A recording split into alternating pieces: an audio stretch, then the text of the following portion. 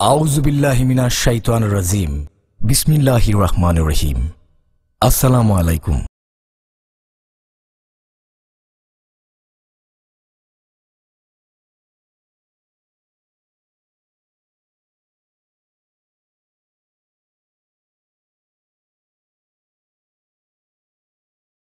السلام عليكم ورحمة الله وبركاته.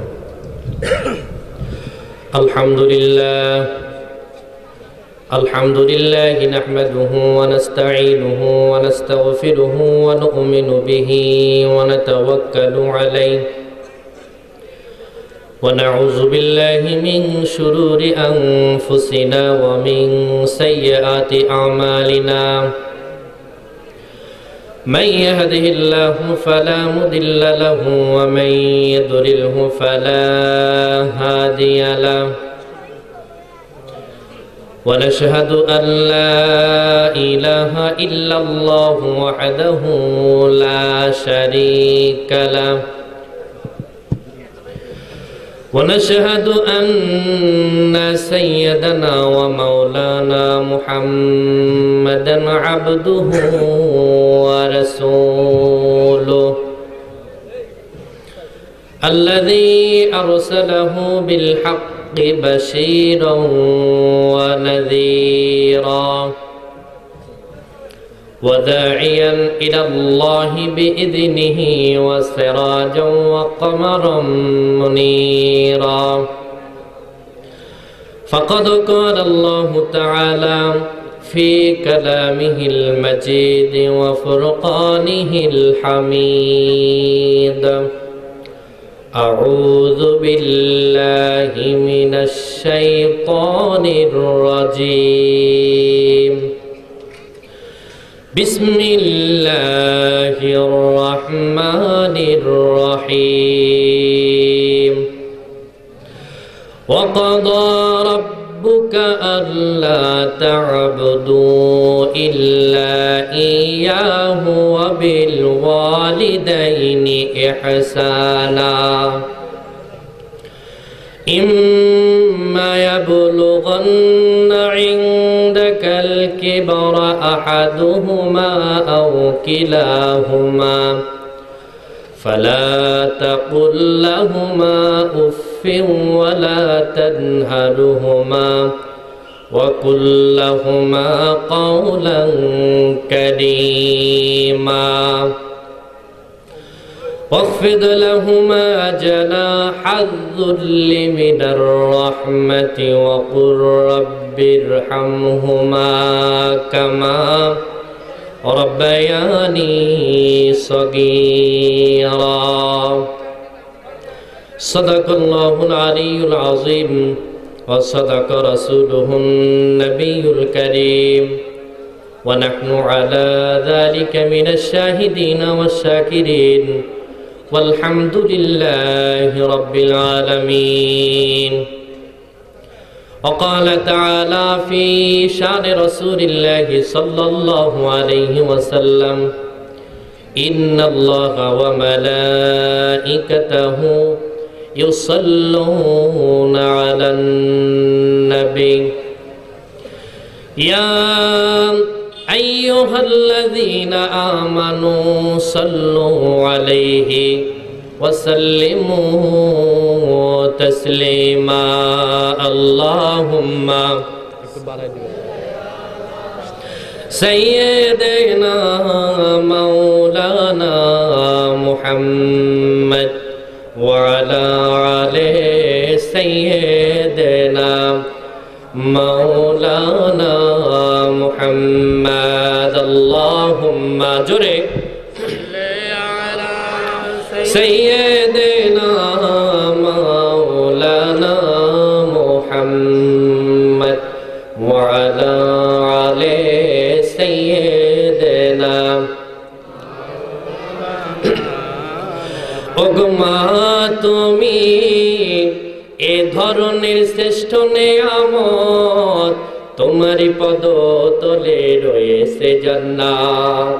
ওগমা তুমি এ ধরনের শ্রেষ্ঠ নেয়ামত, তোমারি পদ তলে রয়েছে জান্নাত, তোমারি পদ তলে রয়েছে জান্নাত। এ পৃথিবী থাকতো গো ফুল পাখিহীন, এ পৃথিবী থাকতো গো মায়া মোহহীন, এ পৃথিবী থাকতো গো ফুল পাখিহীন, এ পৃথিবী থাকতো গো মায়া মোহহীন। যদি না পেত মায়ের, যদি না পেত তোমার মায়ারি হাত, যদি না পেত তোমার মায়ারি হাত। ওগো মা তুমি এ ধরনের শ্রেষ্ঠ নেয়ামত, তোমারি পদ তলে রয়েছে জান্নাত। কোরআনে আল্লাহ তাআলা তারি পরে মা বাপের কথা দিলেন, তাদেরও প্রতি সদা এহসান তরে, ইহসান তরে। তাদেরই খুশিতে যে আল্লাহর সন্তোষ, তাদেরই রাগেতে রব হয় যে অসন্তোষ। তাদেরই খুশিতে যে আল্লাহর সন্তোষ, তাদেরই রাগেতে রব হয় যে অসন্তোষ। খোদারি রহম তারা, খোদারি রহম তারা এ ধরার বরকত, খোদারি রহম তারা এ ধরার বরকত। ওগো মা তুমি এ ধরনের শ্রেষ্ঠ নেয়ামত, তোমারি পদ তলে রয়েছে জান্নাত। লা ইলাহা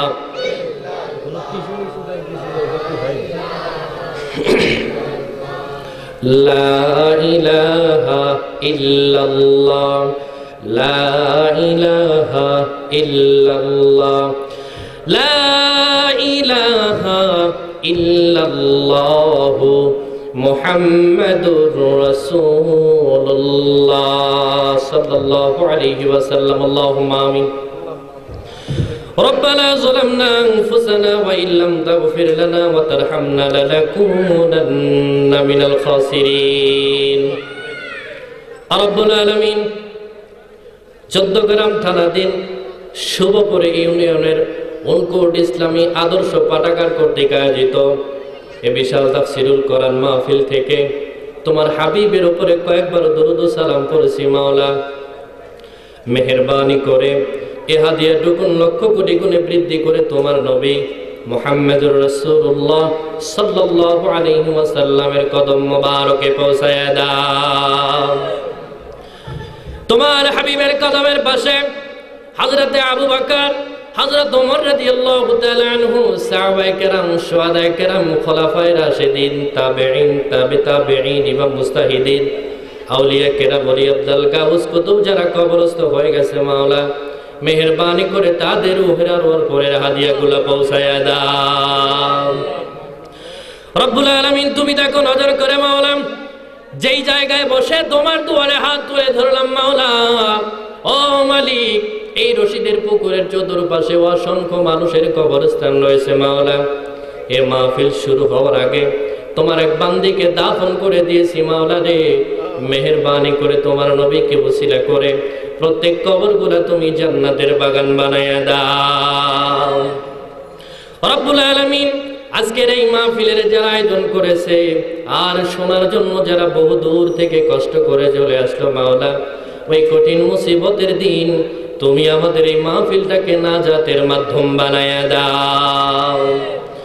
আয় আল্লাহ তাআলা, তোমার যুবক বান্দাদের ভেতর থেকে কয়েকজন আমার কাছে দোয়া চাইছে, নাম প্রকাশ করতে বলেছে মাওলা।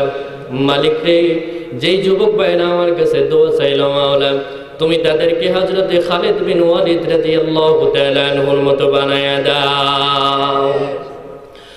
রব্বির হামহুমা কামা রব্বায়ানি সগীরা, রব্বির হামহুমা কামা রব্বায়ানি সগীরা।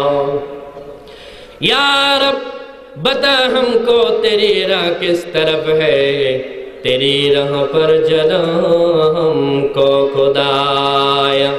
तक़ब्बल मिन्ना इन्नका अंतस समीउल अलीम व तुब अलैना इन्नका अंतत तव्वाबुर रहीम। सुब्हान रब्बिका रब्बिल इज्जति अम्मा यसिफून وسلام على المرسلين والحمد لله رب العالمين। অনকোট ইসলামী আদর্শ পাঠাগার কর্তৃক আয়োজিত আজকের এই তাফসিরুল কোরআন মাহফিলের সম্মানিত সুযোগ্য সভাপতি সাহেব, আপনাদের 5 নং শ্রুবপুর ইউনিয়নের সম্মানিত সফল চেয়ারম্যান আলহাজ খলিলুর রহমান মজুমদার সাহেব, মঞ্চে উপস্থিত এই ইসলামী পাঠাগারের প্রতিষ্ঠাতা এবং পরিচালক, বাংলাদেশ ছাত্র খেলাফত আন্দোলনের সম্মানিত সভাপতি আলহাজ মুফতি মোহাম্মদ খোরশেদ আলম ভাই সহ আজকের মাহফিলের বিশেষ অতিথি আলোচকবৃন্দ, সামনে উপস্থিত আমার সমবয়সী কলিজার টুকরা যুবক ভাইরা, সকলের প্রতি অন্তরের অন্তরস্থল থেকে সালাম জানাচ্ছি। আসসালামু আলাইকুম ওয়া রাহমাতুল্লাহি ওয়া বারাকাতুহু। আপনারা সবাই কেমন আছেন? আর একটু জোরে বলি না, কেমন আছেন?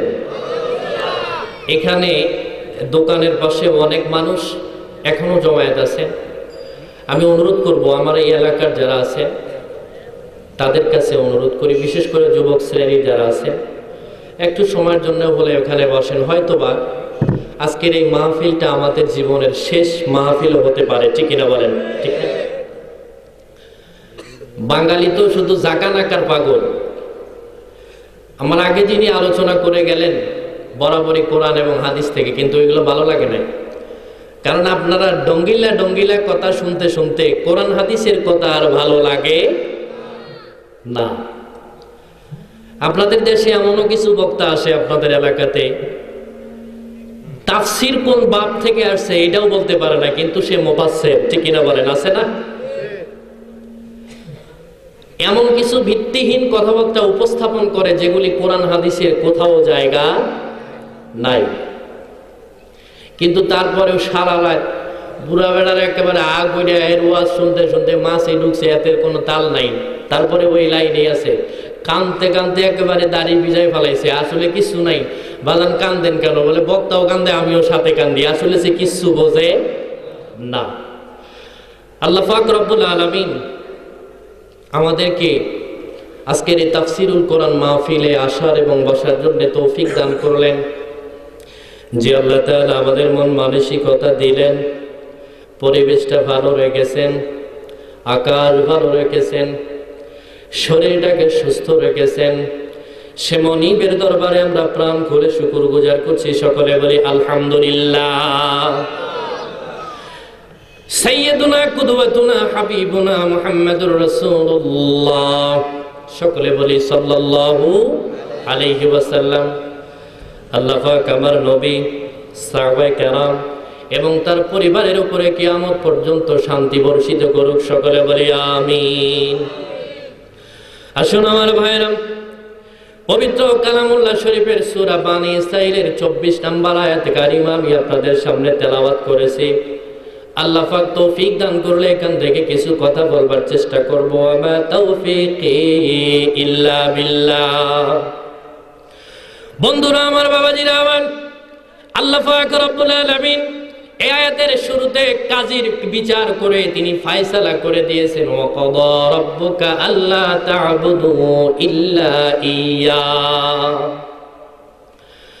বন্ধুরা আমার, কাজী এবং বিচারক তাকেই বলা হয় যিনি বিচারের রায় দেবেন, কিন্তু তিনি বিচারের রায়ের আপেল তিনি শুনবেন না। আমার বাবারা, আমরা যদি বাংলাদেশের নাগরিক হয়ে থাকি, আমাদের একটা দায়িত্ব হলো বাংলাদেশের জাতীয় পরিচয় পত্র বিহীন যদি কোনো মানুষ থাকে, সে এই জমিনে থাকতে পারবে না। অনুপ্রবেশকারী কোনো মানুষ আমাদের দেশে স্বাধীনভাবে বসবাস করার কোনো সুযোগ নাই। কিন্তু আপনি যদি বাংলাদেশের নাগরিক হন, বাংলাদেশের ম্যাজিস্ট্রেট কোর্টের রায় যদি আপনার মন মতো না হয়, যদি পছন্দ না হয়, তাহলে আপনি হাইকোর্টে আপিল করতে পারেন। এই সুযোগ আল্লাহ আপনাকে দিয়েছেন। বাংলাদেশের সংবিধানও এই সুযোগ আপনাকে দিয়েছেন, ঠিক কি না? দেয় না? ম্যাজিস্ট্রেট কোর্টের রায় যদি আপনার মন মতো না হয়, ও বন্ধু, আপনি চুরি করেছেন, ডাকাতি করেছেন, রাষ্ট্রদ্রোহী কোনো কাজ করেছেন, রাষ্ট্রপক্ষ যদি আপনাকে কোনো বিচার দিয়ে দেয়, সুপ্রিম কোর্টের রায় কিন্তু আপনি অবমাননা করতে পারবেন না, ঠিক কি না? আল্লাহ রাব্বুল আলামিন তিনি ডাক দিয়ে বলছেন, দুনিয়ার মানুষ, তোমার দেশে থাকার পরে ম্যাজিস্ট্রেট কোর্টের বিরুদ্ধে আপনি আপিল করতে পারবেন হাইকোর্ট পর্যন্ত। হাইকোর্টের রায় যদি আপনার মনোপুত না হয় তাহলে আপনি আপিল করতে পারবেন সুপ্রিম কোর্ট পর্যন্ত বন্ধু। কিন্তু ওই সুপ্রিম কোর্টের রায় যদি আপনার বিপক্ষে চলে যায়, আপনি ওই রায় মানেন আর না মানেন, আপনাকে ওই রায় মানতে বাধ্য। জোরে বলেন কথা ঠিক কি না? বাংলাদেশের সুপ্রিম কোর্টের উপরে কোনো আইন নাই, কোনো বিচার ব্যবস্থা নাই বন্ধু। তাই বলতেছি, আপনি যদি দোষী সাব্যস্ত হন, বাংলাদেশের সুপ্রিম কোর্ট যদি আপনাকে রায় বলে যদি দোষী সাব্যস্ত করে, আপনি যেমন জেলখানায় যেতে বাধ্য, আপনি যদি ওই আইনকে অবমাননা করেন, রাষ্ট্রদ্রোহের মামলা হতে পারে, আদালত অবমাননার মামলা হতে পারে, আর এই মামলার গ্রেপ্তার হয়ে আপনাকে জেলখানায়ও পড়তে পারে। ধরে বলেন ঠিক কি না? আল্লাহ রাব্বুল আলামিন আয়াতের শুরুতে বলছেন, ওয়াকাদা রাব্বুকা আল্লা তা'বুদু ইল্লা ইয়াহু ওয়া বিল ওয়ালিদাইনি ইহসানা। আমি আল্লাহ তাআলা বিচার করে দিয়েছি, ফয়সালা করে দিয়েছি। আপনি বলেন তো, বাংলাদেশ সুপ্রিম কোর্টের যিনি প্রধান বিচারপতি আছে, তার থেকে বড় হাকিম আমার আল্লাহ। জোরে বলেন ঠিক কি না? একদিন চেয়ারম্যানের চেয়ারখানায় ধুলো জমে রবে, সবার বিচার করছে যেজন, তারও বিচার হবে রে আল্লাহর মার দুনিয়ার ভাই। জোরে বলেন কথা ঠিক কি না? যেজন বিদ্যালয়ের ছুটির ঘন্টা বাজায় দিনে রাতে, তারও একদিন বাজবে ঘন্টা, পারবে কে ঠেকাইতে রে আল্লাহর মায়। জোরে বলেন আল্লাহর মায় দুনিয়ার ভাই। বলতেছিলাম বন্ধুরা আমার, আল্লাহ রাব্বুল আলামিন তিনি ডাক দিয়ে বলছেন, দুনিয়ার সুপ্রিম কোর্টের রায় যদি আপনি অবমাননা করেন, তেমনি যেহেতু আপনাকে জেলখানাতে পড়তে হবে। আমার আল্লাহ তাআলা ডাক দিয়ে বলছেন, যারা আমার এই দুনিয়ার ভেতরে বসবাস করে, তারা যদি আমার এই আইনকে না মানে, আমি আল্লাহ কিয়ামতের দিন খুযুহু ফাগুল্লুহু সুম্মাল জাহিমা সাল্লু, আমি তাকে হাতে এবং পায়ে হ্যান্ডকাফ লাগাইয়া জাহান্নামের ভেতরে নিক্ষেপ করব। বলেন নাউযুবিল্লাহ। কথাটা বিশ্বাস হয়নি? সকলের বিশ্বাস হয়? আল্লাহ রাব্বুল আলামিন কি ফয়সালা করলেন? আমার বন্ধু, আমার বাবাজিরা, ও পর্দার আড়ালের মা বোনেরা, আমি আপনাদেরকে বলি, যাদের মা আছে, যাদের বাবা আছে, তাদের অন্তরের কান দিয়ে শোনার জন্য আমি বিনীত নিবেদন করি। যতক্ষণ পর্যন্ত আলোচনা করব, আমার আল্লাহ তাআলা আমাকে এবং আপনাদের সকলকে আমল করার তৌফিক দান করুক। সকলে বলি আমিন। একটু জিকির করে ফ্রেশ হয়ে নেই, লা ইলাহা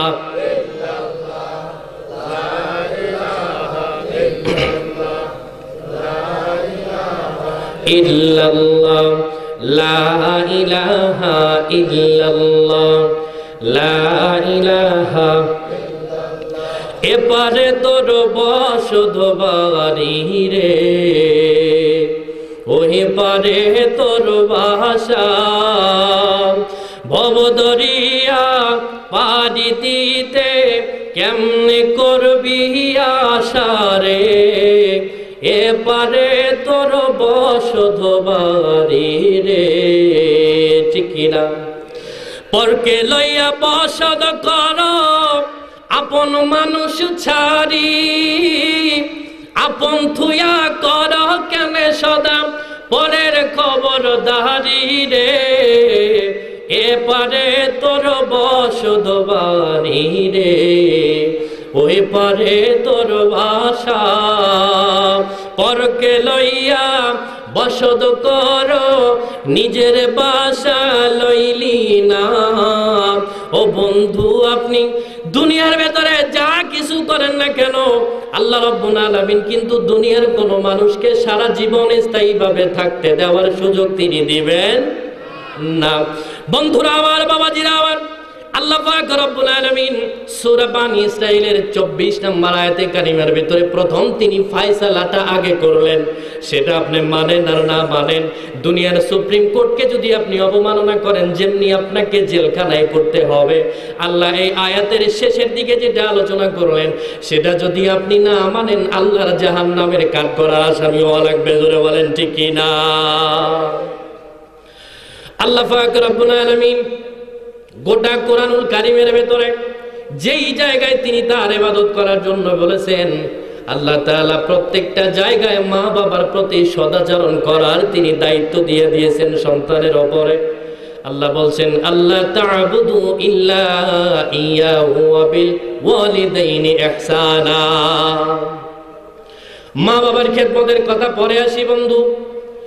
আপনি যদি ভালো সন্তান হন তাহলে না আপনি মায়ের খেদমত করবেন, বাবার খেদমত করবেন।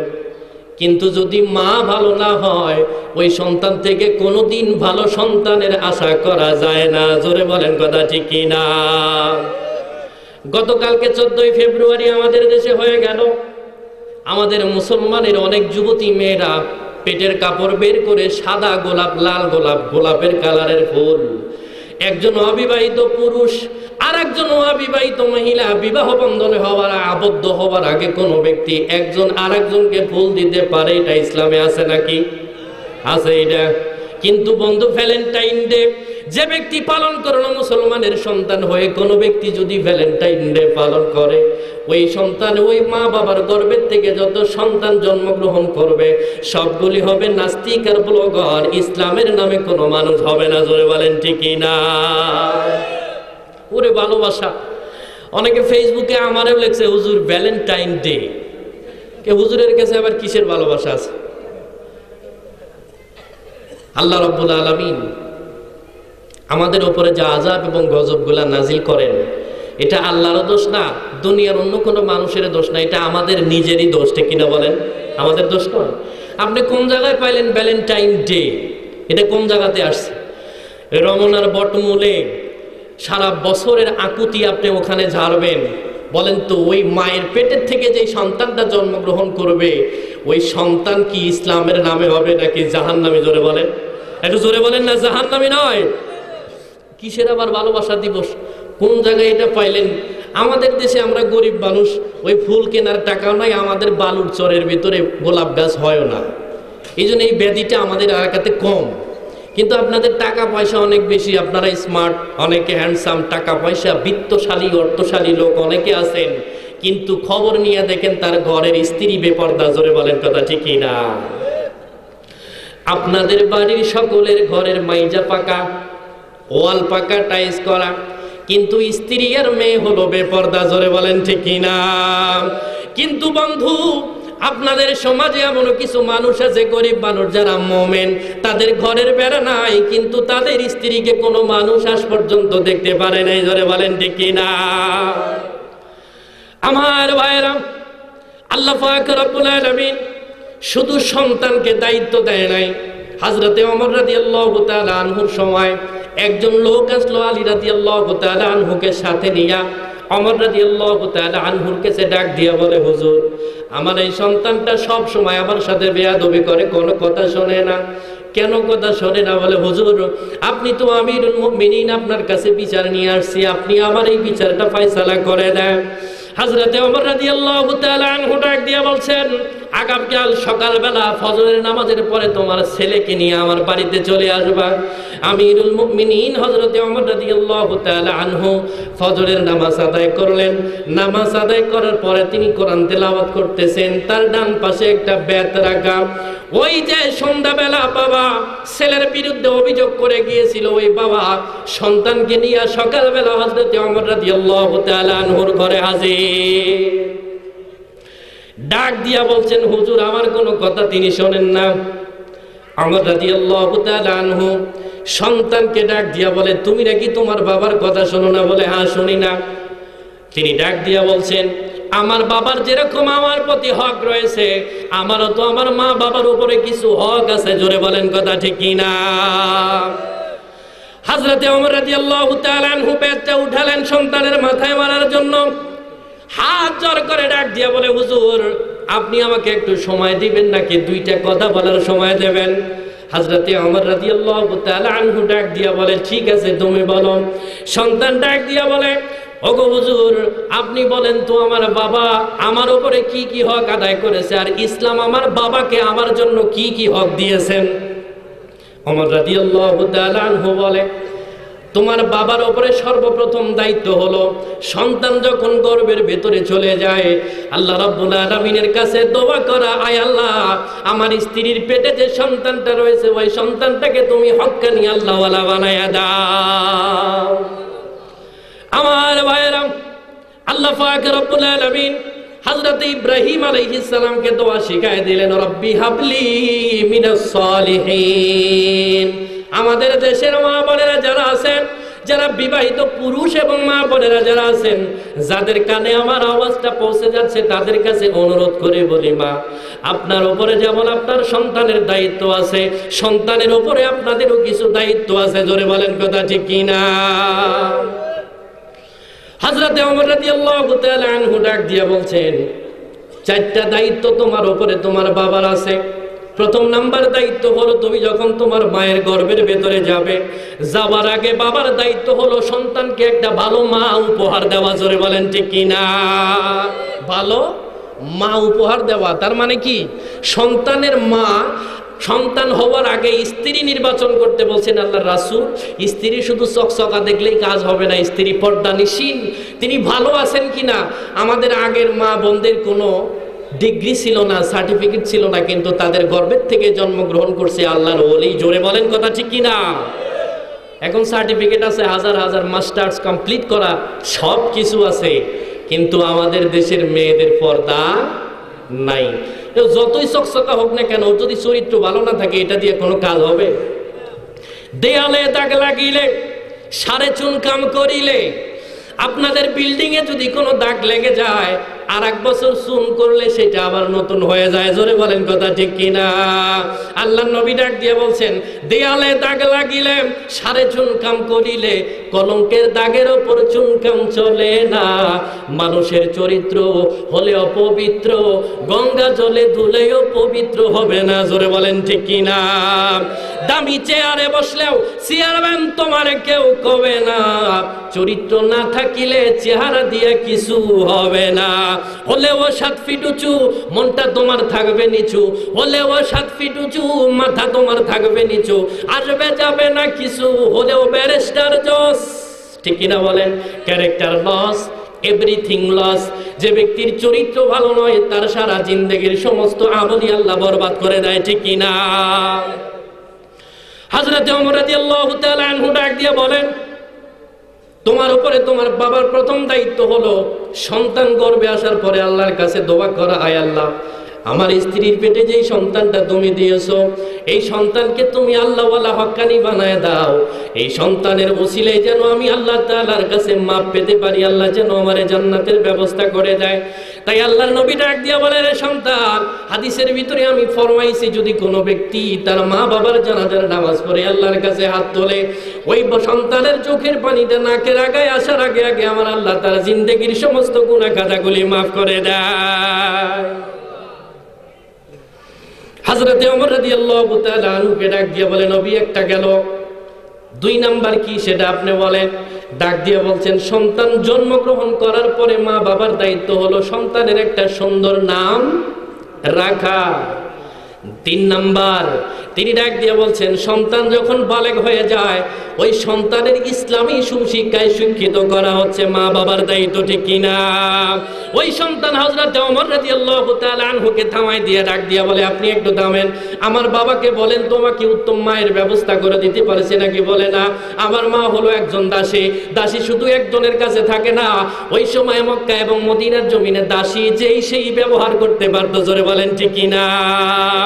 2 নাম্বার সুন্দর একটা নাম রাখার কথা বলেছেন, কিন্তু আমার বাবা আমার নাম রাখছে হুফার। হুফার শব্দের অর্থ হলো চামচিকা, এতে আমার নাম রাখছে হুফার। আপনি বলেন তো, নামের উপরেও কিন্তু মানুষের প্রভাব ফেলে। জোরে বলেন কথা ঠিক কিনা? আল্লাহ রাব্বুল আলামিন তিনি ডাক দিয়ে বলছেন, কিয়ামতের দিন আমি যখন বান্দাকে নাম ধরে ধরে ডাকবো, ওই নামের ভেতরে যেন আমি ডাকবো আর ওই নামের ভেতরে আমার গোলাপের গন্ধ পাওয়া যায়। আব্দুল্লাহ, আব্দুর রহমান, এত সুন্দর সুন্দর নাম ধরে যদি আমার আল্লাহ হাসরের ময়দানে আপনাকে আমাকে ডাক দেয়, হিসাব নেওয়ার দরকার নাই। আমার আল্লাহ বলে আব্দুল্লাহ নামের ভেতরে দাসত্বের গন্ধ আছে, বিনা হিসাবে তারে জান্নাত দিয়ে দেয়। বলেন সুবহানাল্লাহ। নারে তাকবীর, নারে রিসালাত, বুরহানুদ্দিন মালিকি সাহেব। বন্ধুরা আমার, বাবাজিরা আমার, ওই সন্তান এবার ডাক দিয়া বলে হুজুর, আমার মা একজন দাসী, আমার নাম রেখেছে হফার। হফার মানে হলো চামচিকা। 3 নাম্বার আমার বাবার দায়িত্ব ছিল আমাকে ইসলামী সুশিক্ষায় শিক্ষিত করা। কিন্তু আপনি আমার বাবাকে বলেন তো, জন্মের পর থেকে আমার বাবা কোনোদিন বিসমিল্লাহ আমাকে শিখাইছে নাকি, সালাম কালাম শিখাইছে নাকি? হযরতে ওমর রাদিয়াল্লাহু তাআলা আনহু বাবারে ডাক দিয়া বলে, বাবারে, আমি এই তরবারিটাই, আমার এই হাতের লাঠিটা উঠাইছিলাম তার ছেলের মাথায় মারার জন্য, কিন্তু আমার মনে চায় এখন আমি তোমার মাথায় মারি। জোরে বলেন কথা ঠিক কিনা? আপনি সন্তানের কাছ থেকে ভালো আদব কায়দা চাবেন, কাটা গাছ লাগাইয়া যদি মিষ্টি ফলের আশা করেন যেমন পাওয়া যাবে না, চরিত্রহীন স্ত্রী বিবাহ করার পরে তার ঘরের থেকে ভালো সন্তানের আশা করা যাবে না।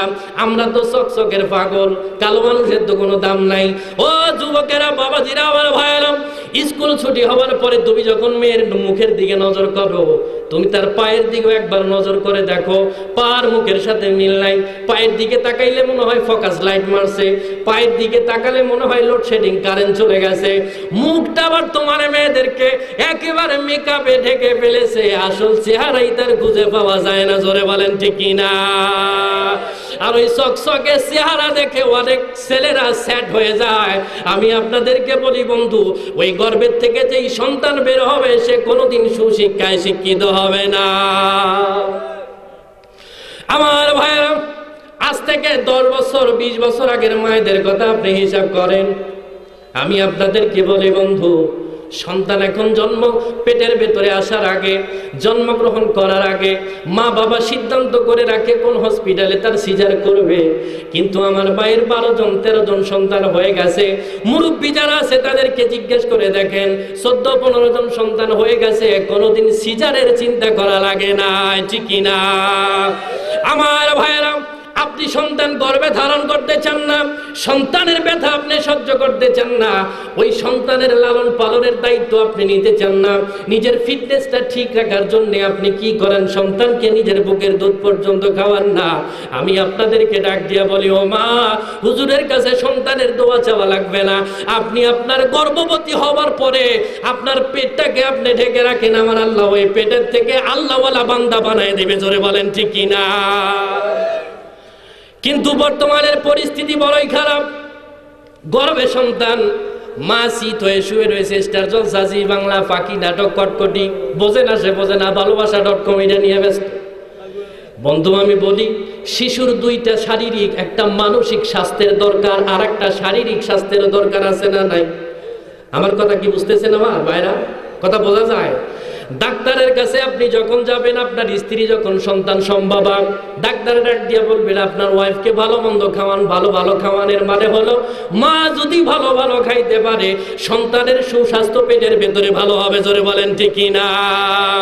আমার ভাইরা, আমি আপনাদেরকে বলি, সায়েন্স আপনাকে শিখাইলো যদি মা ভালো খায় তো সন্তান সুস্বাস্থ্যবান হবে।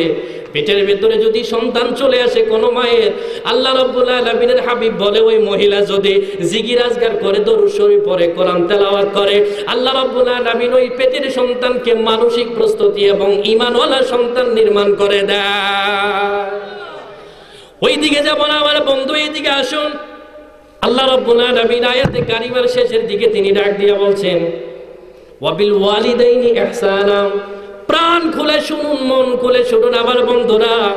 আল্লাহ রাব্বুল আলামিন আমাদেরকে তিনি সৃষ্টি করেছেন ঠিকই, কিন্তু আমরা এখানে যারা উপস্থিত আছি সকলেই কোনো না কোনো মায়ের পেট থেকে আসছি, ঠিক কিনা বলেন? মায়ের পেট থেকে আসছি না? সকলে আমরা কোনো না কোনো মায়ের পেট থেকে আসছি। আমার ভাইরা, আল্লাহ পাক রব্বুল আলামিনের হাবিব তিনি ডাক দিয়া বলছেন, ও দুনিয়ার মানুষ, তোমার মা যদি তোমার উপরে অসন্তুষ্ট থাকে, আমার যুবক এমনও কিছু ভাই আছে প্রচন্ড শীতের ভেতরে যদি কোনো কারণে ফরজ গোসল তার ফরজ হয়ে যায়, দেখবেন অনেক শীত, কোন শীতের ভেতরে পানির ভিতরে হাতটা ঢুকানো যায় না, ওই হাত বরফের মতো ঠান্ডা হয়ে যায়। অনেক যুবক দেখবেন ওই বরফওয়ালা পানির ভিতরে গোসল করে তিনি ফজরের নামাজ পড়তে যায়। জোরে বলেন ঠিক কিনা? যে ব্যক্তি ফজরের নামাজ পড়তে গেল, ওই ব্যক্তির একটাই ধারণা হলো নামাজ পড়বো, আল্লাহকে সন্তুষ্ট করব, তারপরে জান্নাতে যাব। জোরে বলেন ঠিক কিনা? কিন্তু আল্লাহ রাব্বুল আলামিন তিনি উল্টা কথা বলছেন, মান আসবাহা মুতিআন লিল্লাহি ফি ওয়ালিদাইহি ওয়া মান আসবাহা লাহু বাবান মাফতুহান মিনাল জান্নাহ ফাইন কানা ওয়াহিদান ফাওয়াহিদা। বিশ্বনবী মুহাম্মদুর রাসূলুল্লাহ সাল্লাল্লাহু আলাইহি ওয়াসাল্লাম বলছেন, ও দুনিয়ার মানুষ, তোমরা যখন ফজরের নামাজ কোনে শীতের ভেতরে ঘুম থেকে ওঠার পরে যখন নামাজ পড়ার জন্য রওনা করো, আল্লাহকে রাজি এবং সন্তুষ্টি করার জন্য, আল্লাহ রাব্বুল আলামিন ডাক দিয়া বলছেন, ও দুনিয়ার সন্তানেরা, তুমি যখন নামাজ পড়ার জন্য তোমার মসজিদের দিকে রওনা করো, আমার আল্লাহ তাআলা তোমার বাবার দিকে সকালবেলা নজর করে তাকায়, তোমার মায়ের দিকে সকালবেলা নজর করে তাকায়। তুমি যদি সন্ধ্যাবেলা ঘুমানোর সময় যদি তোমার বাবাকে মাকে যদি সন্তুষ্ট করে ঘুমাইতে পারো, আল্লাহ পাক রব্বুল আলামিনের হাবিব বলে, বাবানে মাফতুহানে মিনাল জান্নাহ, আল্লাহ রব্বুল আলামিন ওই সন্তানের জন্য জান্নাতের দুটি দরওয়াজা খুলে দেয়। চিৎকার মেরে বলেন সুবহানাল্লাহ। আমার ভাইয়েরা, আপনাদের দেশে 3 তলা 5 তলা 6 তলা বিল্ডিং আছে, শহর লেভেলে যাবেন 10 তলা 20 তলা পর্যন্ত বিল্ডিং আছে। বিল্ডিং এর উপরের অংশের কিছু ইট আছে না নাই? উপরের অংশের কিছু ইট আছে, বিল্ডিং এর নিচেও কিছু ইট আছে। বন্ধু, বিল্ডিং এর নিচের যে ভিত্তি দেওয়া আছে, ইটগুলি যদি নড়বড়ে হয়, আপনার বিল্ডিংটা যত ভালোই কালার হোক না কেন, বিল্ডিং এর রং যতই চকচকে হোক না কেন, বিল্ডিং এর সিমেন্টের দাম যতই বেশি হোক না কেন, ওই বিল্ডিং এর গোড়া যদি নড়বড়ে হয়, ওই 10 তলা বিল্ডিং কিন্তু ওই ভিত্তির উপরে টিকে না, ধ্বংস হয়ে যায়। জোরে বলেন ঠিক কিনা?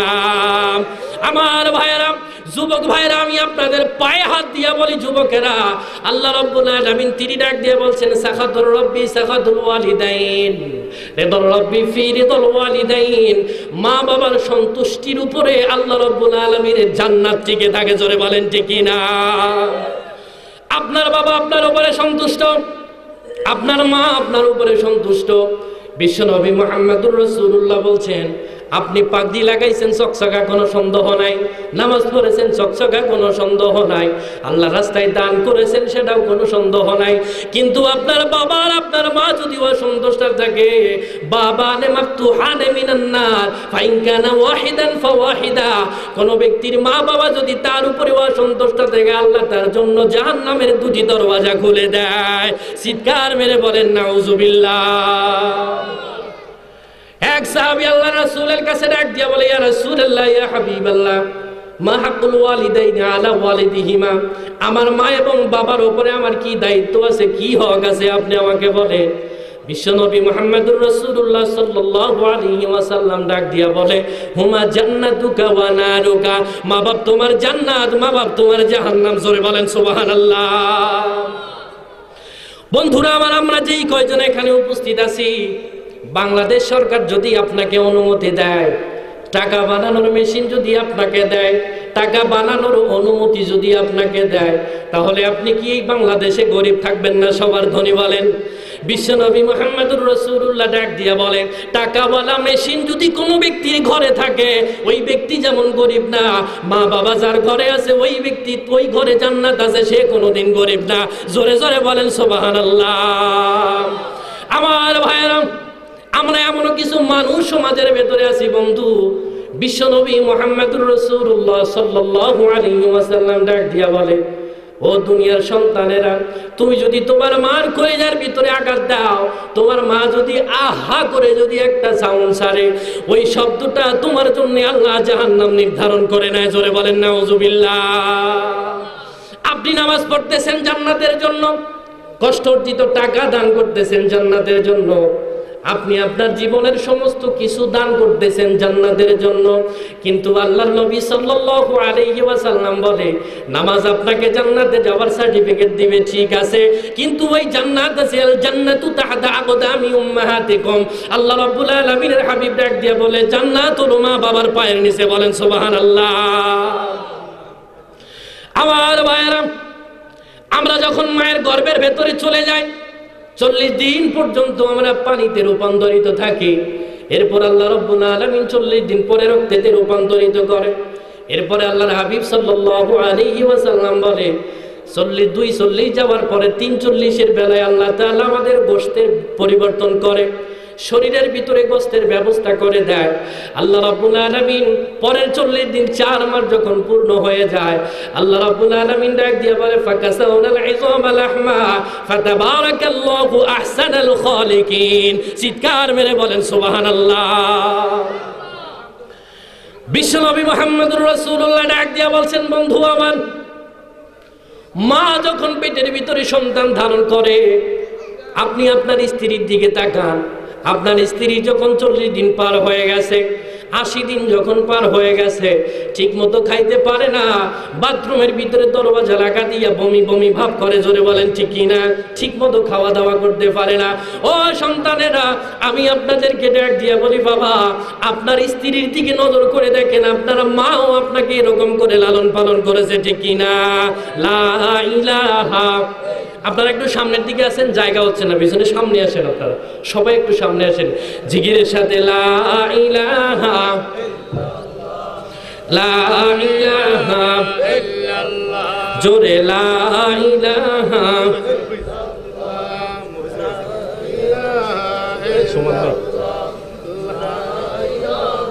ইল্লাল্লাহ, লা ইলাহা ইল্লাল্লাহ।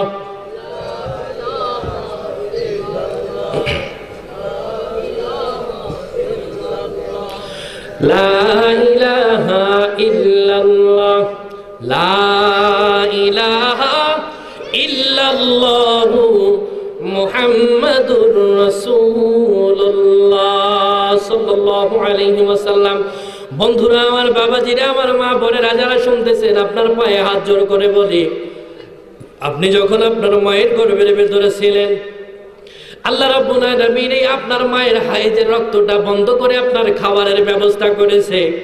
বিশ্বনবী মুহাম্মদুর রাসূলুল্লাহ ডাক দিয়ে বলে, ও সন্তানেরা, তুমি তোমার মায়ের সাথে কেমনে খারাপ ব্যবহার করো, তুমি কি নজর করো না? তোমার গর্ভবতী স্ত্রীর দিকে তুমি নজর করে তাকাও, রাত্রবেলা তুমি ঘুমিয়ে যাও, কিন্তু তোমার স্ত্রীর পেটের সন্তানের জ্বালায় তিনি ঠিকমতো ঘুমাতে পারে না। তুমি কি একবার নজর করে দেখো না, তোমাকে তোমার মা তোমার মায়ের গর্ভের ভিতরে নিয়ে লালন পালন করেছে। মা আমার গভীর রাতে সকলকে নিয়ে খাওয়া দাওয়া করার পরে রাত্রবেলা শেষ সময়ে সামান্য কিছু খাইয়ে তিনি শুইতে গেছেন। আমি আমার পা দিয়া মায়ের কলিজার ভিতরে লাথি মেরে দিয়েছি। আমার মা চিৎকার মেরে দাঁড়িয়ে গেছে, একবার ওঠে একবার বসে। আমার বাবা ডাক দিয়া বলে, কি গো তোমার কি হয়েছে? ওই মা তখন ডাক দিয়া বলে, কিছু হয় নাই, আপনি ঘুমান। মা আমার এত কষ্ট করে আমাকে লালন পালন করলো বাবা, সন্তান সম্ভাবনা যখন সময় হয়ে যায়, গর্ভ অবস্থায় যখন হয়ে যায়, ডেলিভারি পেইন যখন মা বাবার শুরু হয়ে যায় রে বাবা, মায়ের যখন ডেলিভারি পেইন শুরু হয়ে যায়, ওই বাড়ির ভিতরে তিনি কোনোদিন কাউকে মুখ খুলে বলতে পারে না। তিনি বড় শরম করে, তার মানে তিনি প্রথম বাচ্চা প্রসব করতে যাচ্ছেন। বাড়ির আপন মায়ের কাছ থেকে বিদায় নিয়ে চলে যায়, আপন বোনের কাছ থেকে বিদায় নিয়ে চলে যায়। ভাবির গলা ধরে কান্দে আর ডাক দিয়া বলে, ভাবি গো, পাশের বাড়িতে দেখলে বাবার সামনে একজন গর্ভবতী মহিলা, বাচ্চা প্রসবের সময় তিনি দুনিয়া থেকে বিদায় হয়ে গেছেন, হয়তো আজকে তোমার সাথে আমার শেষ দেখা মা। ও আমার বাবা, আপনি আমাকে মাফ করে দেবেন। স্ত্রী যখন আপনার বাড়িতে চলে আসে, ডেলিভারি পেইন যখন শুরু হয়ে গেছে, ও বন্ধু, আমি আপনাদেরকে ডাক দিয়া বলে, আল্লাহ রাব্বুল আলামিনের হাবিব ডাক দিয়া বলে, তোমার স্ত্রীর দিকে নজর করে দেখো। ডেলিভারি পেইন যখন শুরু হয়ে যায়, ওই ব্যক্তি তার আশেপাশের কোনো মানুষকে ঠিকমতো বলতে পারে না, লজ্জায় তিনি মুখটা ঢেকে রাখে। এক পর্যায়ে যখন ডেলিভারি পেইন বেশি শুরু হয়ে যায়, শাশুড়িকে লজ্জা শরম সব কিছু ছেড়ে দিয়া শাশুড়িকে ডাক দিয়া বলে, মা গো, আমার বড় কষ্ট হচ্ছে মা। ওই শাশুড়ি তাকে বিছানার ভিতরে শোয়ায়া দেয়। এমনও মা আছে বন্ধু, আপনি যদি আমেরিকান কিছু ডেলিভারি সিজারাইজের কোন রোগী দেখেন বন্ধু, আমাদের দেশে কিন্তু ডেলিভারির রোগীকে তাড়াতাড়ি সিজার করে দেয়। উন্নত বিশ্বে, প্রযুক্তি বিশ্বে যারা আছে, ওই দেশের মায়েদের 48 ঘন্টা ডেলিভারির পেইন শুরু হয়, তারপরেও তাকে সিজার করে না, ঠিক কিনা? আমার ভাইয়েরা, বিশ্বনবী মুহাম্মদুর রাসূলুল্লাহ সাল্লাল্লাহু আলাইহি ওয়াসাল্লাম ডাক দিয়া বলছেন, আপনার স্ত্রীর পেট থেকে যখন কোনো সন্তান জন্মগ্রহণ করে, আপনি আপনার স্ত্রীর দিকে নজর করে দেখেন, গভীর রজনী যখন হয়ে যায়, স্ত্রী তার স্বামীর পা ধরে ডাক দিয়া বলে, স্বামী রে, আমি ডেলিভারি হতে যাচ্ছি, আমার সন্তান জন্মগ্রহণ করতে যাচ্ছে, তোমার কাছে অনুরোধ করে সারা জীবন যদি আমি তোমার সাথে কোনো বেয়াদবি করে থাকি, তুমি আমাকে মাফ করে দিও। আমার সামনে অনেক মহিলা ডেলিভারি অবস্থায় মারা গেছে। ও বন্ধু, আপনি আপনার স্ত্রীকে জিজ্ঞাসা করে দেখেন, এমনও মহিলা আছে ডেলিভারি পেইনটা এত জোরে হয়ে যায়, নিজের মাথার চুল নিজে ছেঁড়া শুরু করে দেয়। জোরে বলেন ঠিক কিনা?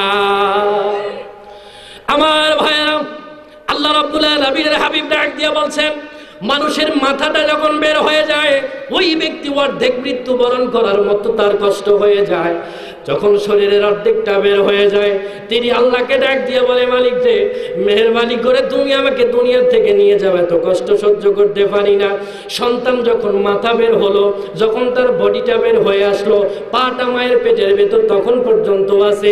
হাদিস শরীফের ভিতরে আছে, ওই পা দিয়ে সন্তান দুনিয়াতে আসার সময় মার কলিজার ভিতরে এত জোরে আঘাত করে, মায়ের কলিজা ছিঁড়ে যাওয়ার উপক্রম হয়। আমার ভাইরা, সন্তান যখন জন্ম হয়ে গেল, মা অস্থির হয়ে গেছে, জ্ঞান নাই, হুঁশ নাই, মায়ের মুখে কোনো ভাষা নাই। কিন্তু সন্তান যখন ভূমিষ্ঠ হওয়ার পরে একটু আ করে কান্দে, ওই সন্তানের কান্নার আওয়াজ যখন মায়ের কাছে যায়, দাসীদেরকে ডাক দিয়ে বলে, কে রে তোরা, ওই আমার মানিককে আমার কোলে দে। মা রক্তমাখা সন্তানকে ঠোঁটে মুখে চুমা খায়। জোরে বলেন ঠিক কিনা? আমার ভাইরা, আপনার মা আপনাকে কত কষ্ট করে লালন করেছে। ও বন্ধু, 6 ঘন্টা যদি আপনার পর্যবেক্ষণ আপনার মা না করতো, আপনি যখন ছোট্ট অবস্থায় ছিলেন, কোনো কথা বলতে পারেন না, প্রচন্ড শীতের ভেতরে মায়ের বুকের ভেতরে পেশাব করে দিয়েছেন, মা কোনোদিন আপনাকে গালি দেয় নাই, কোনোদিন ডাক করে নাই। 6 ঘন্টা যদি আপনার মা আপনার খবর না নিত, আপনি দুনিয়াতে থাকতে পারতেন না, নিউমোনিয়া হয়ে যেত, আপনি দুনিয়া থেকে বিদায় নিয়ে চলে যেতেন। আল্লাহ নবী ডাক দিয়া বলে, এরে সন্তানের মায়েরা, এরে সন্তানেরা, তুমি উপযুক্ত হওয়ার পরে তুমি কেমনে ভুলে গেলে তোমার মা ছোট্টবেলাতে যদি তোমার 6 ঘন্টা খোঁজ খবর না নিত, তুমি মরে যাইতা। আজকে তুমি বিদেশ যাবার পরে তোমার মায়ের 6 বছরেও খবর নাও না, এরকম সন্তান আছে না? না, বড়ই পরিতাপের ব্যাপার বন্ধুরা। আমাদের বাংলাদেশে মা বাবাদেরকে নিয়ে ভাগাভাগি হয়।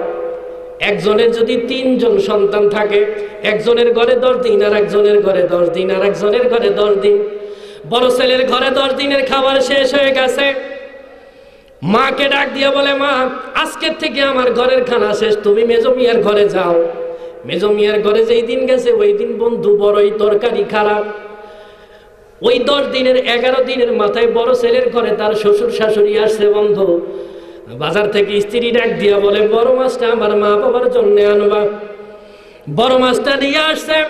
ওই সন্তান যদি তার স্ত্রীকে ডাক দিয়া বলে, তোমার মায়ের সাথে আমার মা বাবাকে একটা টুকরা মাছের মাংস দিবা নাকি, মাছ মাংস দিবা নাকি? স্ত্রী তখন ডাক দিয়া বলে, তোমার মা বাবারই যদি সব কিছু দিয়ে দাও, তো আমার মা বাবারে কি খাওয়া গো? এরকম আছে না? না।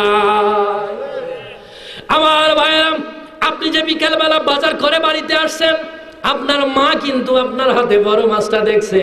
মেজো মিয়ার ঘরের খানাটা আজকে বড় খারাপ, কিন্তু ওই মায়ের বুকে বারবার কাতলা মাছের মাথাটা আসে। আল্লাহর নবী ডাক দিয়া বলে, ওই মাকে বাবাকে ফাঁকি দিয়া যদি সন্তান ওই মাছের মাথা খায়, তিনি মাছের মাথা খাইলেন না, তিনি জাহান্নামের আগুন খাইলেন। জোরে বলেন ঠিক কিনা? এমনও শাশুড়ি, এমনও বউ বর্তমানে আমাদের সমাজে আছে, নিজের স্বামীর টাকা আমি নিজে খরচ করবো, আমার শাশুড় শ্বশুরি কি করবে? স্ত্রীরা এখন বলতে পারে না যে জামাইটাই আমার, ঠিক কিনা বলে? এইটা শুধু বলতে পারে না। আপনি কেন? আপনার বাবা আপনার কাছে টাকা চাইতেই পারে, ঠিক কিনা বলেন? হযরতে আনাস বিন মালিক রাদিয়াল্লাহু তাআলা আনহু থেকে হাদিস তিনি ডাক দিয়া বলেন, এক সাহাবী আল্লাহর রাসূল সাল্লাল্লাহু আলাইহি ওয়াসাল্লামের কাছে বলে, ইন্নানি আনাল্লাহু মালাউ ওয়া ওয়ালাদা ওয়া ইন্না ইউরিদা আন ইহতাজা ইলা মালিহি। ইয়া রাসূলুল্লাহ, ইয়া হাবিবাল্লাহ, আমার ছেলে আছে, আমার সন্তান আছে, আমার অর্থ সম্পদ সব কিছু আছে, কিন্তু আমার বাবা আমার কাছে শুধু টাকা চায়। 2 দিন 3 দিন পরে খালি বলে টাকা দাও, টাকা দাও, টাকা পয়সা দাও, টাকা পয়সা দাও। ইয়া রাসূলুল্লাহ, ইয়া হাবিবাল্লাহ, আমি যদি আমার টাকা পয়সা আমার সন্তান ছাড়া আমার বাবাকে দিয়ে ফেলে, আমার সন্তানেরা কি খাবে, আমার স্ত্রী কি খাবে? বিশ্বনবী মুহাম্মদুর রাসূলুল্লাহ তিনি ডাক দিয়া বলে, আমি এর বিচার কি করব? আনতা আবিকা ওয়া মালুকা। বিশ্বনবী মুহাম্মদুর রাসূলুল্লাহ ডাক দিয়া বলছেন, তুমি এবং তোমার মালের মালিক তো তোমার বাবা। আমার ভাইয়েরা, মার মনে কোনোদিন কষ্ট দিয়েন না, বাবার মনে কোনোদিন কষ্ট দিয়েন না। বন্ধু, আপনি যদি আপনার মনের অজান্তেও মাকে কষ্ট দিয়ে থাকেন, আল্লাহ রাব্বুল আলামিনের হাবিব ডাক দিয়া বলে, আল্লাহ তাআলার কাছে যদি মা বাবা বিনা অপরাধীও যদি বরদোয়া করে, আল্লাহ সঙ্গে সঙ্গে সেই বরদোয়া কবুল করে না। বনি ইসরাইলের একজন লোক আবেদ, ওই ব্যক্তি বনি ইসরাইলের সব থেকে বড় আবেদ ছিল, আমলওয়ালা মানুষ ছিল। তিনি নামাজ পড়তেছেন, পাহাড়ের ওপরে ঝুপড়ি একটা ঘর বানিয়েছেন, ওই ঘরের ভেতরে বসে তিনি নামাজ পড়তেছেন। নামাজে তিনি দাঁড়িয়ে গেছেন, নামাজ পড়তে পড়তে তার মা পিছন দিক থেকে তিনি দেখেন ঘরের দরওয়াজাটা লাগানো, নিশ্চয়ই ভিতরে আমার জুরাইস আছে। পিছন থেকে মা ডাক দিয়া বলে, বাবা জুরাইস কই রে বাবা, জুরাইস তোর বড় আমার দরকার। কিন্তু জুরাইস নামাজের ভিতরে দাঁড়িয়ে গেছে। জুরাইস আল্লাহর কাছে ডাক দিয়া বলে, মালিক রে, আমি নামাজের ভিতরে দাঁড়িয়ে গেছি, আমি আপনার ডাকে সাড়া দিব নাকি আমার মার ডাকে সাড়া দেব? তিনি পেরেশান হয়ে গেলেন, অস্থির হয়ে গেলেন। তিনি আল্লাহর ডাকে সাড়া দিয়ে তিনি থাকলেন, তার মার ডাকে তিনি সাড়া দিলেন না। জুরাইজের মা সন্তানকে ডাকতে ডাকতে তিনি চলে গেলেন। একবার চলে যাবার পরে আবার তার মা চলে আসছে। এবারও জুরাইজ তিনি নামাজের ভিতরে দাঁড়ানো অবস্থায় আল্লাহ রাব্বুল আলামিন জুরাইজের দিকে নজর করে তিনি দেখেন জুরাইজ কি করে। জুরাইজ এবার আল্লাহর কাছে ডাক দিয়ে বলে, আমার মা একদিকে, আমার আল্লাহ একদিকে, কোন দিকে আমি যাব? আমি আমার মায়ের ডাকে সাড়া দেব না, নামাজ ছাড়তে পারবো না। মা আবার ডাকতেই থাকুক, নামাজ শেষ করে আমি আমার মায়ের সাথে কথা বলবো। জুরাইজের মা চলে গেল, আবার তিনি জুরাইজের মা চলে আসছে তার ঘরের কাছে। ডাক দিয়ে বলে, জুরাইজ বাবা কোথায়? আমার বড় পেরেশানি লাগে, তুই ঘরের ভিতরে আসিস কিনা? কিন্তু ঘটনাক্রমে ওই দিনও তিনি নামাজের ভেতরে ছিলেন। জুরাইজের যখন নামাজ পড়া অবস্থায় ছিল, জুরাইজের মা তো জানে না তিনি নামাজ পড়ে, কিন্তু যার জন্য নামাজ পড়ছেন আমার আল্লাহ তো জানে তিনি নামাজ পড়তেছেন। জোরে বলেন ঠিক কিনা? হযরতে জুরাইজের মা দরজার পাশে দাঁড়াইয়া হাত উঠাইয়া আল্লাহর কাছে ডাক দিয়ে বলে, মালিক, আমি আমার সন্তানকে দুইবার ডাকলাম, এখন 3 বার হয়ে গেল ডাকলাম, তিনি আমার কথার কোনো জবাব দিলেন না। মালিক রে, আমার জুরাইজের মৃত্যুর আগে ব্যভিচারিণী মহিলার মুখ না দেখাইয়ে তার যেন মৃত্যু না হয়। আল্লাহ রাব্বুল আলামিন সঙ্গে সঙ্গে তার দোয়াটা কবুল করে ফেলেছে। লা ইলাহা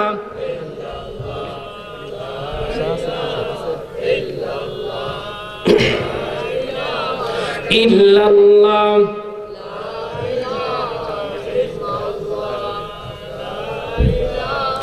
ইল্লাল্লাহ, লা ইলাহা ইল্লাল্লাহ, লা ইলাহা ইল্লাল্লাহ,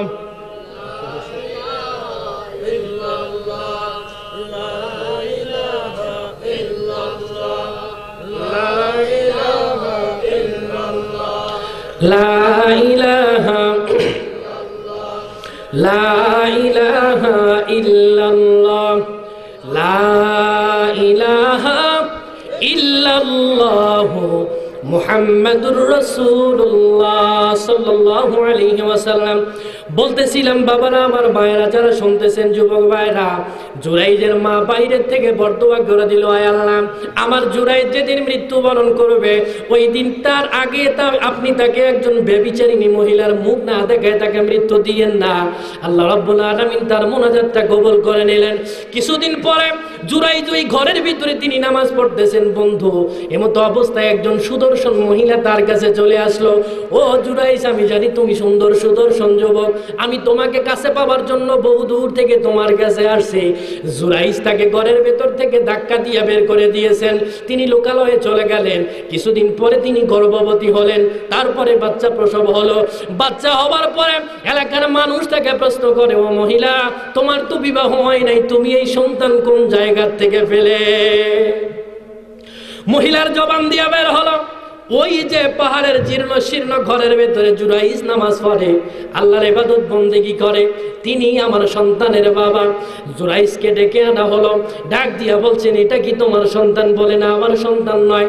হুজুর একটু পিঠে একেবারে সাইজ করে ফেলছে। ডাক দিয়া বলে, এই ছোট্ট বাচ্চা কার?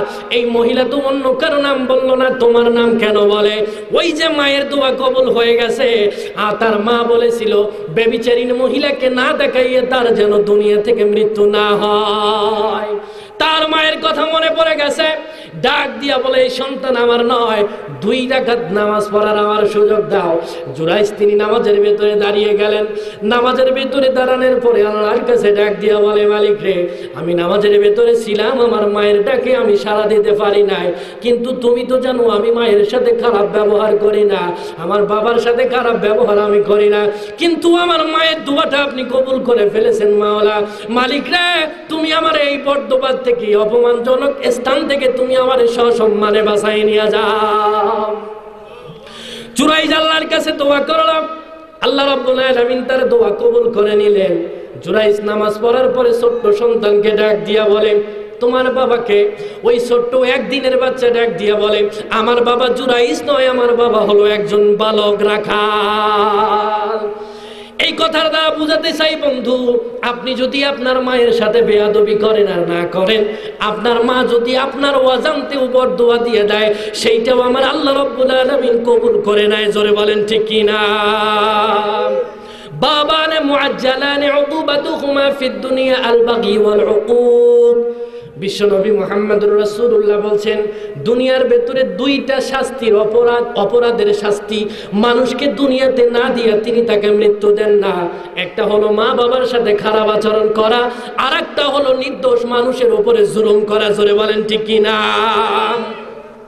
আমার ভাইয়েরা, ওই যে মায়ের ঘরে, মেজু ভাইয়ের ঘরের ভেতরে আমার মা চোখের পানি ছেড়ে ছেড়ে ডাক দিয়ে বলে, হায় রে, আমার বড় ছেলের ঘরে আজকে সুন্দর খাবার।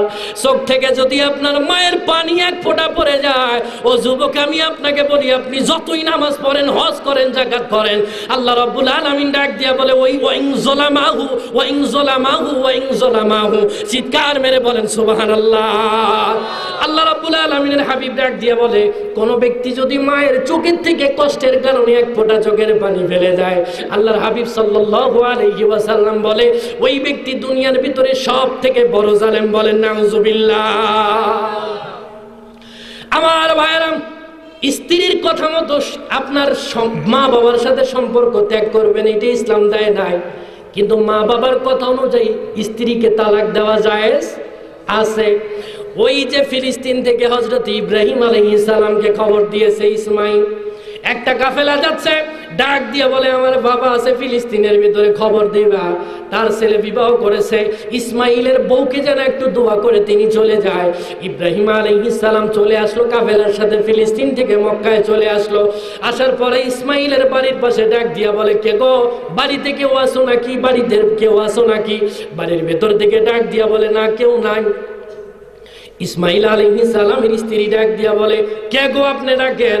বাইরের থেকে ডাক দিয়া বলে, আমি ফিলিস্তিন থেকে এসেছি, ঘরের ভেতরে ইসমাইল নামে কেউ আছে নাকি? ডাক দিয়া বলে, নাই। বাহিরে গেছেন তিনি মিনার বাজারে, ডাক দিয়া বলে, তোমরা কেমন আছো? জানি না। ইসমাইল কেমন আছে? জানি না। তোমার সংসার কেমন চলে? জানি না। ইসমাইল আলাইহিস সালামের বাবা ইব্রাহিম আলাইহিস সালাম তিনি ওখান থেকে চলে যাওয়ার পরে ওই বাড়ির মহিলাকে ডাক দিয়া বলে, ইসমাইল বাড়িতে আসার পরে বলবা সে যেন তার ঘরের চৌকাঠটা পাল্টায় নেয়। ইসমাইল আলাইহিস সালাম বাড়িতে আসলেন। আসার পরে মহিলা তার স্বামীরে ডাক দিয়ে বলে, ওগো স্বামী, একজন বয়োজ্যেষ্ঠ মুরব্বী আসছিল মরুভূমির থেকে, কোন জায়গার থেকে জানি না, তার মাথার চুলগুলি উস্কো খুস্কো, গায়ে একটা চাদর আর পরনে একটা চাদর, তিনি চলে আসছে। সে কি বলছে? বলছে তোমরা কেমন আছো? আমি বলছি ভালো নাই। ইসমাইল কোথায় গেছে জানি না। এবার আমার বাবা যাওয়ার সময় কিছু বলে গেছে নাকি? বলে হ্যাঁ বলে গেছে। সব কথা তার বুঝেছি, কিন্তু তিনি শেষে একটা কথা বলে গেছেন, ঘরের চৌকাটটা পাল্টাতে, এই কথা বুঝি নাই। ইসমাইল আলাইহিস সালাম ডাক দিয়া বলে, চৌকাট অন্য কিছু নয়, চৌকাট হলো তুমি, তোমারে তালাক দিতে বলেছে। ইসমাইল আলাইহিস সালাম বাবার কথাই নিজের স্ত্রীকে তালাক দিলেন। ও বন্ধু, আমি আপনাদেরকে ডাক দিয়া বলি, স্ত্রীর কথা মতো মা বাবার সাথে সম্পর্ক ত্যাগ করা জায়েজ নাই, কিন্তু মা বাবার কথা মতো স্ত্রীকে তালাক দেওয়া জায়েজ আছে, সেটা যদি শরীয়ত মোতাবেক হয়। বন্ধুরা আমার, বাবাজিরা আমার, মুহাম্মদ সাল্লাল্লাহু আলাইহি ওয়াসাল্লাম তিনি ডাক দিয়া বলছেন, তিনি যখন মেরাজ রজনীতে গেলেন জান্নাতের ভেতরে, কে যেন জান্নাতের কোণার থেকে গুনগুন গুনগুন করে কোরআন তেলাওয়াত করে। জিব্রাইল আলাইহিস সালামকে ডাক দিয়া বলে, জিব্রাইল, কে গো, জান্নাতের ভিতরে কি কোরআন তেলাওয়াত করার তৌফিক পাইলো তোমার কাছে জানতে চায়। জিব্রাইল আলাইহিস সালাম ডাক দিয়া বলে, হারিস ইবনে নুমান। আল্লাহর নবী দুনিয়াতে আসলেন, আসার পরে সাহাবায়ে কেরামদেরকে ডাক দিয়া বলে, ও সাহাবীরা, তোমরা সকলে একত্রিত হও। একত্রিত হওয়ার পরে ডাক দিয়া বলে, সকলে আছে কিন্তু হারিস ইবনে নুমানকে কেন দেখি না? হারিস ইবনে নুমান বড় বিপদে পড়ে গেছেন। তিনি মনে করছেন আমার কোনো কথায়, কোনো আচরণে বুঝি আমার নবী কষ্ট পেয়েছে, এ কারণে তিনি আমাকে ডাকে। হারিস ইবনে নুমান সকলের পিছনে বসে আছে। আল্লাহর নবী তিনি দাঁড়িয়ে গেলেন, একটা একটা করে তিনি দেখতেছেন হারিস ইবনে নুমান কোথায়। ওই যে পিছনে দেখা যায় হারিস ইবনে নুমান, তাকে ডাক দিয়া বলে, তুমি দাঁড়াও তো। বলে, লাব্বাইকা ইয়া রাসূলুল্লাহ, ইয়া হাবিবাল্লাহ। কি বলেন আপনি, আমাকে কি করতে হবে? ডাক দিয়া বলে, হারিস রে, তুমি কি এমন আমল করো যে দুনিয়ার থাকতে জান্নাতে কোরআন তেলাওয়াত করার পারমিশন পাইলা? হারিস ইবনে নুমান ডাক দিয়া বলে, হুজুর, আমার কোনো আমল নাই, আমার কোনো আমল নাই। বিশ্বনবী মুহাম্মদুর রাসূলুল্লাহ ডাক দিয়া বলে, কেন আমল নাই? কি এমন আমল করো? ডাক দিয়া বলে, অন্যান্য সাহাবীর মতো নামাজ পড়ি, আমি যতটুকু শরীয়ত মানি, সাহাবায়ে কেরামরা যতটুকু মানে আমিও ততটুকু মানি, কিন্তু আমার একটা বাড়তি কাজ আছে। আমার ঘরের ভেতরে বৃদ্ধ মা আছে, আমি প্রতিদিন আমার মাকে না খাওয়াইয়া আমি খাই না। বিশ্বনবী মুহাম্মদুর রাসূলুল্লাহ তিনি ডাক দিয়া বলে, তোমার মা যে তোমার জন্য দোয়া করেছে, আল্লাহ রাব্বুল আলামিন দুনিয়ার থাকতে তোমার জান্নাতের মেহমান বানায় দিয়েছে। বলেন না সুবহানাল্লাহ। আল্লাহুম্মা সাল্লি আলা মুহাম্মাদ ওয়া আলা আলি সাইয়্যিদিনা মুহাম্মাদ। আল্লাহুম্মা সাল্লি আলা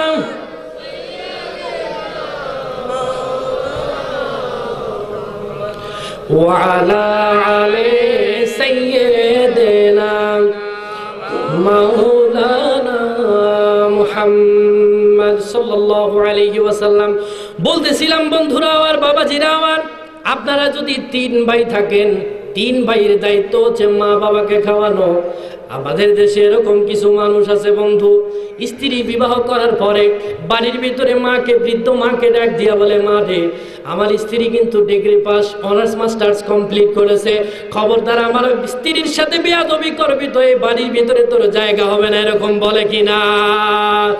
আল্লাহর হাবিব সাল্লাল্লাহু আলাইহি ওয়াসাল্লাম তিনি ডাক দিয়া বলে, ও দুনিয়ার মানুষ, আমি আপনাদেরকে বলি, আমাদের দেশের এমন কিছু রিকশাওয়ালা মানুষ আছে বাবা, তার মা বাবার সাথে এত সুন্দর সুসম্পর্ক, স্ত্রীরে ঘরের ভেতরে নিয়ে ডাক দিয়া বলে, আমার মা অন্ধ হলেও আমার মা, ল্যাংড়া হলেও আমার মা, কালো হলেও আমার মা, বোবা হলেও আমার মা, আমার মায়ের সাথে বেয়াদবি করবি তো আমার বাড়িতে তোর জায়গা হবে না, আমি তোরে তালাক দিয়ে দেবো। এরকম মানুষ আছে না নাই?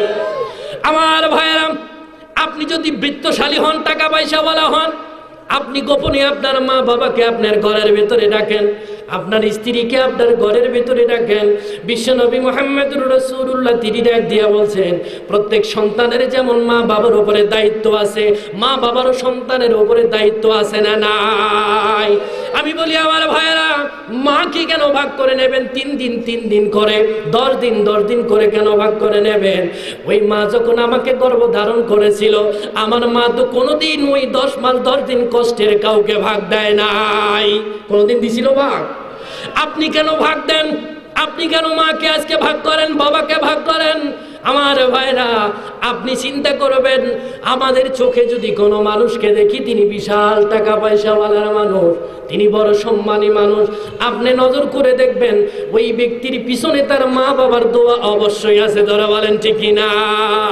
আমি বলতেছিলাম বাবারা, 3 ভাই যদি আপনি থাকেন, আপনার মা বাবাকে আপনার ঘরের ভেতরে ডাকেন, আপনার স্ত্রীকে ডাকেন, ডাক দিয়া বলবেন, স্ত্রী রে, তুমি তো একদিন স্ত্রী হবে, তো তুমি আজকে আমার স্ত্রী, এক সময় তুমি মা হবে, তোমার ঘরেও বউ মা আসবে, তুমি আমার মায়ের সাথে যেমনি ব্যবহার করবা, আল্লাহ রাব্বুল আলামিন এই দিনটা তোমাকে ঘুরাই দিবেন, তোমার সাথেও তোমার বেটারও বউ ওই ব্যবহার করবে। ঠিক কিনা?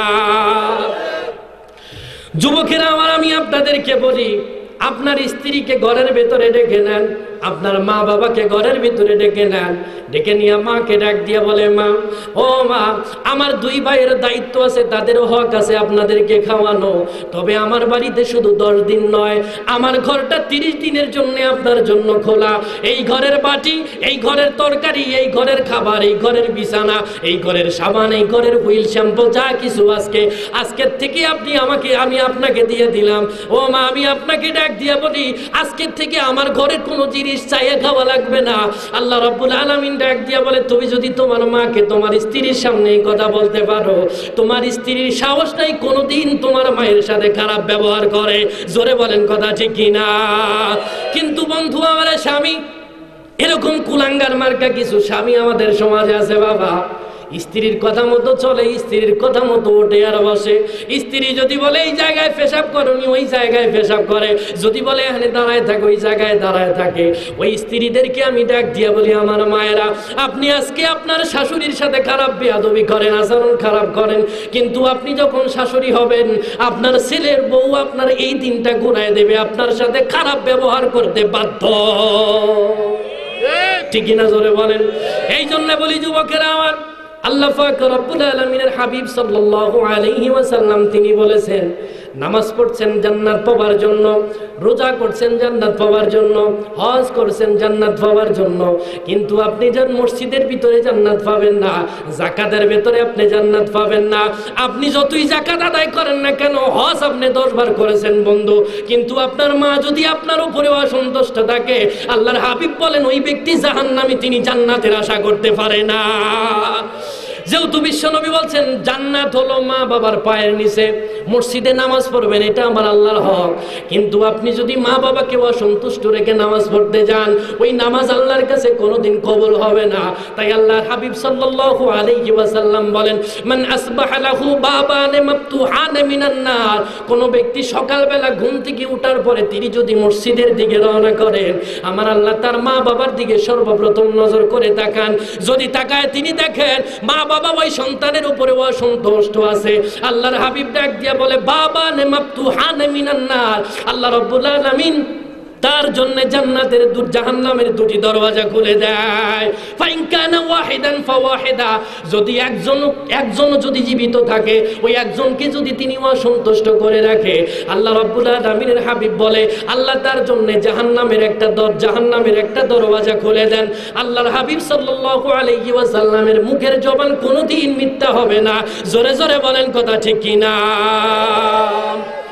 আমার ভাইরা, আল্লাহ পাক রব্বুল আলামিনের কাছে আজকের থেকে ওয়াদা করেন, আয় আল্লাহ, আমি আপনাদেরকে বলি, এখন যারা এই জায়গায় আছেন তাদের সকলের মা আছে, এমনও বন্ধু আছেন 6 মাস হলো মায়ের খবর লন না, ওয়াজ শুনে আপনার কোনো কাজ হবে না বাবা।